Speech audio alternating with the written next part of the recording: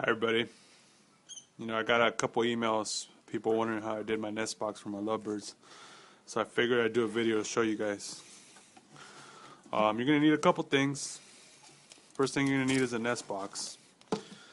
Make sure it's lovebird appropriate. I'm gonna give you guys the dimensions on this one. This one's about 7 inches wide.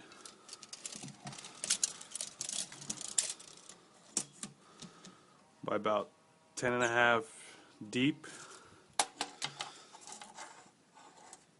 And about 10 inches tall. So you really don't want anything bigger.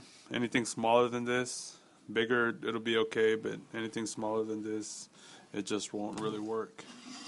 This one opens from the top. This one's meant to hang from outside. See how it's flat. There's nothing here to hook on. It hangs on from the back. Also, you're gonna need some grip liner, cabinet grip liner. You can buy this like at the Dollar Tree. Also, you're gonna need 2 bungees, and what I do is I put in the cage is queen palm from your palm tree. Just cut them off from the queen palm. That's what I use, queen palm. Also, what I'm gonna use is paper shred. So you got shredded paper at your house or even at your work, it'll work. Just go ahead and grab that. Also, this cage isn't too big, and it's only because during the winter we put them inside just because we get a frost. We don't want to keep them outside, but during the winter this cage is convenient enough where we could just put them inside and cover them up, and they'll be okay during the winter because we'll get some frost and we don't want them to be outside. On this cage, I ended up cutting a hole on the side. Some cages I have another one where I wean them out that actually have a door right here. So it just really depends on your cage. This one that I had didn't have it, so I just ended up cutting a hole right here, just enough for the cage to fit on the side. So I'll fit it on the side. As you guys can see, the hole will be right there.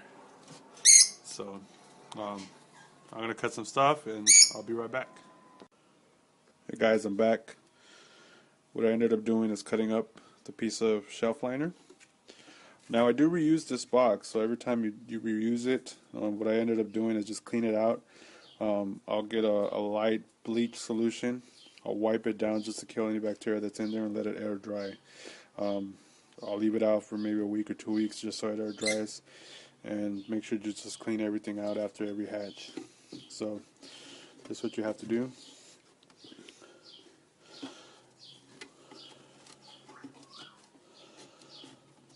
Put the liner in as so. What ended up happening one time is that they ended up pushing all the straw all the way down, and the eggs were actually on the wood, and I just didn't like the way they were, so now I used this liner.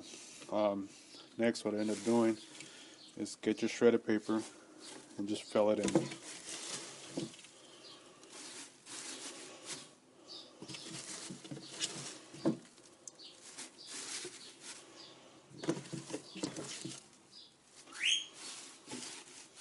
That's about enough. Usually there's a stick right here. I try to keep it right on the stick. Maybe later on I'll get some more paper shred and maybe fill it up a little bit more, but for right now that's fine. If you feel like it's not enough, because sometimes they'll dig around here, and if you feel it's more, then you just got to put some more in here, but that's about fine right there. The next step is what I do. Just cover it up, line it up with the hole, and I'll put the bungees. I'm holding the camera, so I'll be right back. Alright guys, so we got the bungees on securely. Now, what you want is for this not to move around too much. So that's pretty much good. You can lift up here. There's a paper shred. Now, the palm from the queen palm, I won't put it in here. What I'll do is place it in the cage. I'll place it in the cage in here. It'll give them an activity. They'll actually pick it up and put it in their house. So, and in that case, they're going to be building their own nest. So just put it in here, and they'll put it in the house by themselves. They'll spend there all day just shredding it apart and put it inside the house. So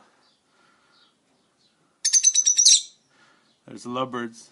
The yellow one's the male, the green one's the female. Okay.